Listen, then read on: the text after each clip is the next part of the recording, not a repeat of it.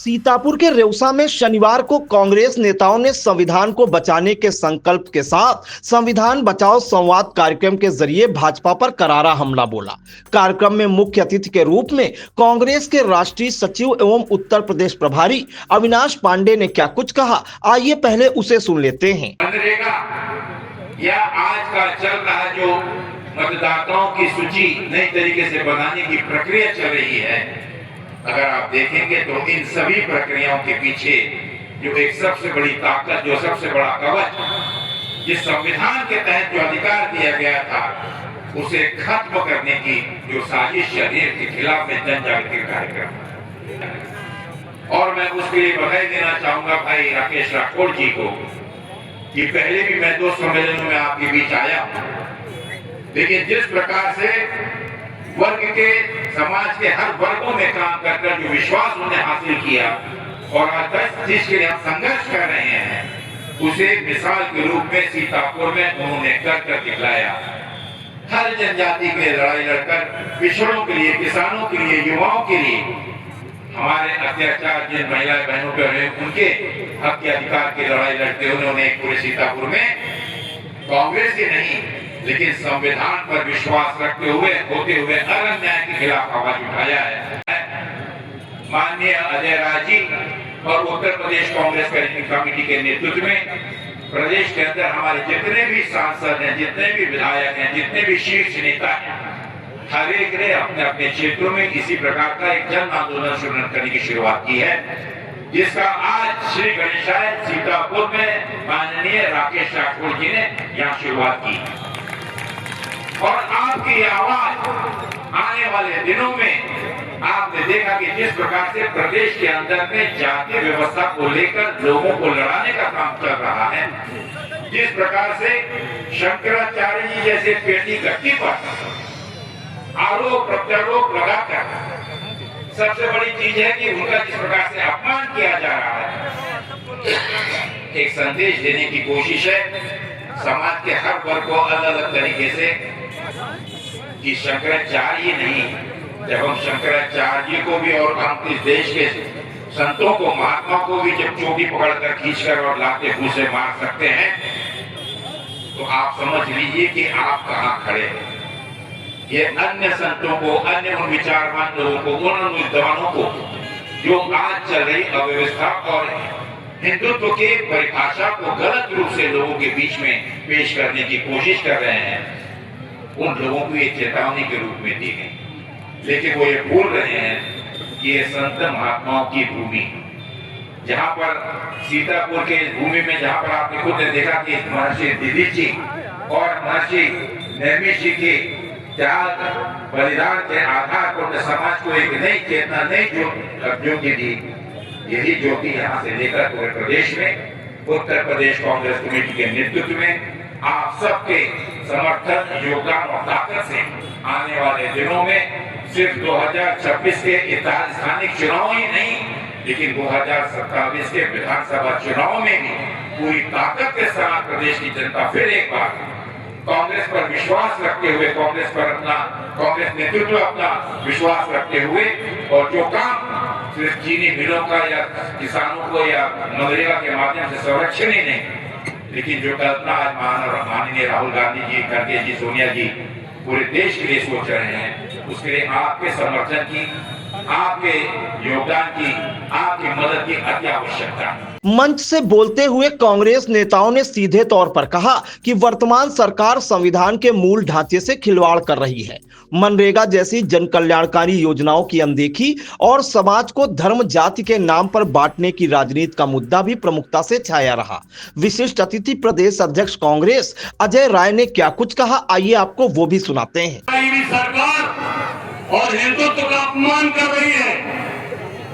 अभी आपने देखा, जहां से मैं आता हूं बनारस से, जहां से प्रधानमंत्री नरेंद्र मोदी चोरी और बेईमानी करके चुनाव जीते हैं, उस स्थान पे कैसे इन्होंने मणिकर्णिका घाट, जो सबसे बड़ा तीर्थ है हमारा, सबसे बड़ा स्मशान है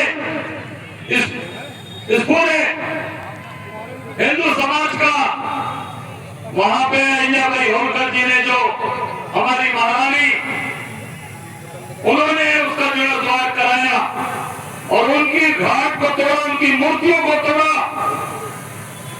और हमारे प्रदेश के मुख्यमंत्री जाते हैं बनारस में और जाकर वहां पर झूठ बोलते हैं, कहते हैं कि नहीं, ये कांग्रेस के लोगों ने एआई वीडियो बनाकर आर्टिफिशियल इंटेलिजेंस का सहारा लेकर ये वीडियो बनाया और माता अहिल्याबाई होलकर की कोई मूर्ति नहीं तोड़ी गई। की बात करते हैं भाई भाई से, भाई भाई को बांटने का काम ये करते हैं, तोड़ने का काम करते हैं। मैं समझता हूं कि आज भाजपा की डबल इंजन की सरकार है। एक भी सीतापुर के अंदर चीनी मिल लगी है सांसद जी? एक भी चीनी मिल नहीं लगी होगी। जो भी चीनी मिलें लगी है सीतापुर में, वो जहां तक मेरी जानकारी है कि सारी की सारी कांग्रेस पार्टी की देन है।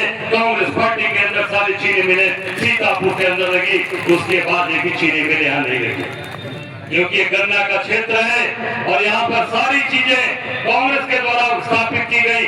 जब आप रोजगार दोगे, काम दोगे, कल कारखाने लगाओगे, तब ये घर पक्के बनेंगे, घर में प्लास्टर होगा, सीमेंट होगा और घर के अंदर खुशहाली होगी।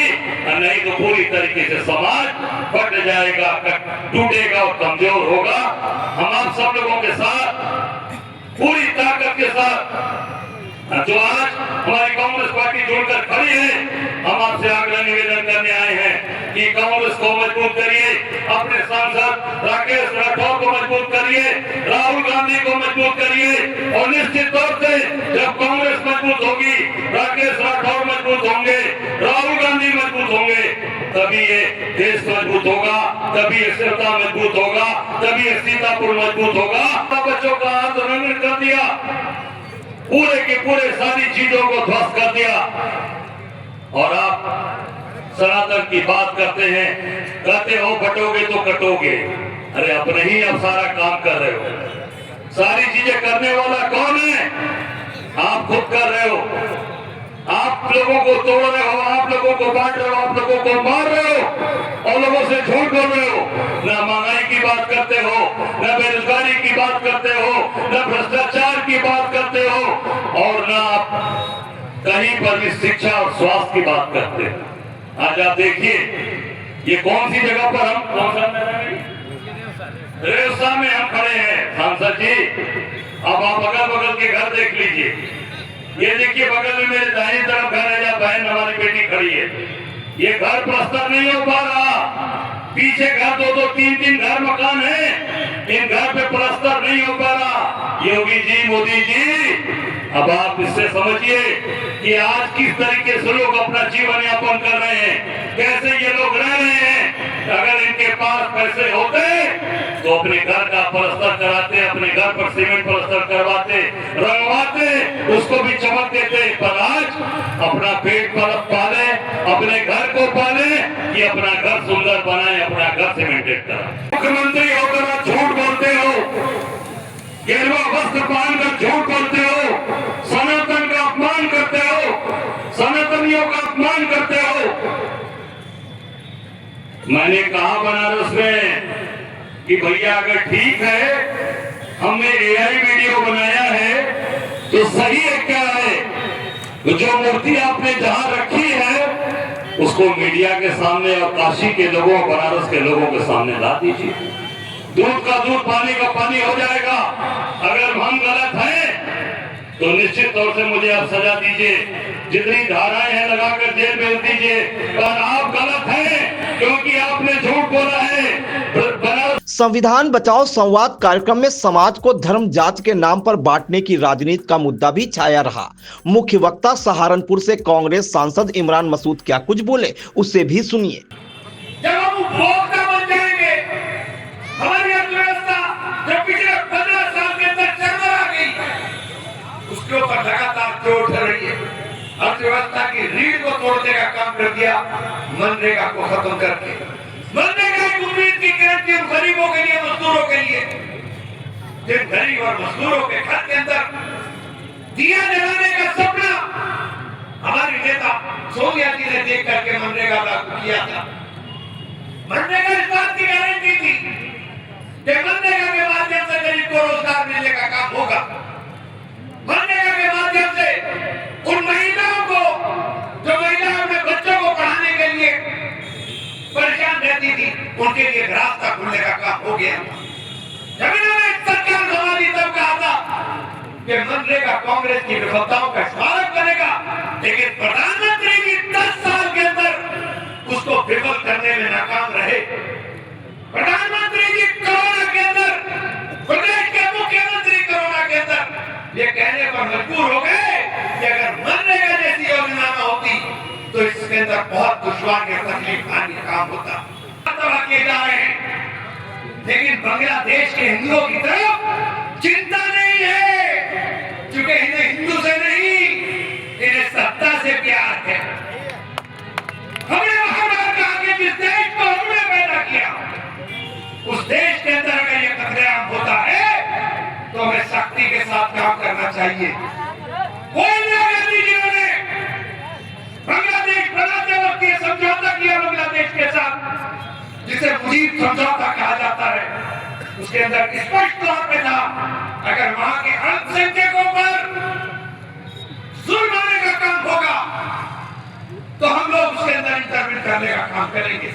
ये संधि के अंदर कहा गया, लेकिन आप में तो दम ही नहीं। बांग्लादेश जैसा मुल्क जिसके चारों तरफ हम हैं, बिजली काट, बिजली नहीं होगी तो अर्थव्यवस्था टूट जाएगी, लेकिन बिजली काटेंगे नहीं, क्योंकि बिजली जा रही है अडानी साहब की, तो बिजली कहां से काटते हैं? हाँ, तेल बेचेंगे उनको। 26 जनवरी 2026 से 26 दिसंबर 2026 तक 18 लाख टन तेल हम बांग्लादेश को बेचने का काम करेंगे। डूब के रह जाना चाहिए ऐसे हिंदुओं के नाम के ऊपर सियासत करने वालों को, जो हिंदुओं के नाम पर सियासत करते हैं लेकिन हिंदुओं के कदर पर खामोश रहने का काम करते हैं। नफरत का एजेंडा चलाना है तो किसी भी मौलाना को पकड़ेंगे, जेल में डाल देंगे, घर ढा देंगे, मदरसे तोड़ देंगे, मस्जिदें तोड़ देंगे, लेकिन नफरत का एजेंडा चलाएंगे। इसलिए कहना चाहता हूं कि कांग्रेस ने दिया था गुलदस्ता, जिसमें हिंदू, मुस्लिम, सिख, ईसाई आपस में है, भाई भाई का नारा था, और तुमने क्या कर दिया देश का?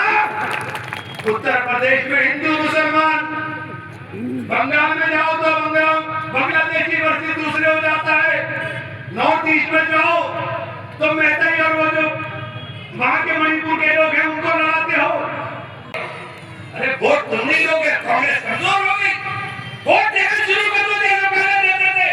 ये गरीबों की पार्टी है, ये दलितों की पार्टी है, ये शोषितों की पार्टी है, ये देश के प्रत्येक मजलूम की पार्टी है। तुम वोट देना शुरू कर दो, देखो फिर कांग्रेस कहां खड़ी होने का काम करेगी। देने का काम तो कांग्रेस ने ही किया, चाहे आप उठा करके देख लीजिए, बार बार शोर मचता है देश में। 70 साल में क्या किया? अरे हमने जो कुछ किया 70 साल में तुमने तबाह और बर्बाद कर दिया। तुम्हें अच्छा खासा देश दिया था, तुम्हें ऐसा देश दिया था जो अपने पैर पर खड़ा था। तुम्हें देश दिया था जब 62 रुपये डॉलर था, 62 रुपये। तो प्रधानमंत्री जो उस वक्त के मुख्यमंत्री थे कहते थे कि जब डॉलर गिरता है तो रुपये की साख नहीं गिरती, प्रधानमंत्री की साख गिरती है। आज 62 से 93 बढ़ जा रहा है। अब बताओ किसकी साख गिरने का काम हो रहा? तो 40% कहां से लाएंगी? जब पैसा नहीं होगा तो योजना को खुद बहुत फलीता लगने का काम होगा। कहते हैं हम 125 दिन दे देंगे, अरे हमने तो 100 दिन का वादा किया था और 100 दिन के पैसे का प्रबंध किया था, लेकिन आप तो 125 दिन का वादा ऐसा कर रहे हो जैसे 15 लाख खाते के अंदर प्रधानमंत्री जी और मोदी जी और अमित शाह जी बोल रहे थे आपके खाते में आ जाए। ये बैठे मेरे सिख भाई, ये किसान है, क्या हाल हो गया किसान का? उत्तर प्रदेश के अंदर पुलिस नोटिस जारी कर करके साधु संतों से